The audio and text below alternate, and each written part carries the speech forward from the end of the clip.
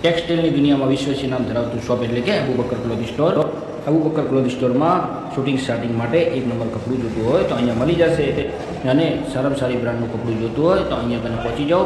અને આપણે બ્રાન્ડની વાત કરીએ તો લીલન, રેમાની અને અનેક જાતની બ્રાન્ડો અહીંયા કને ઉપલબ્ધ છે.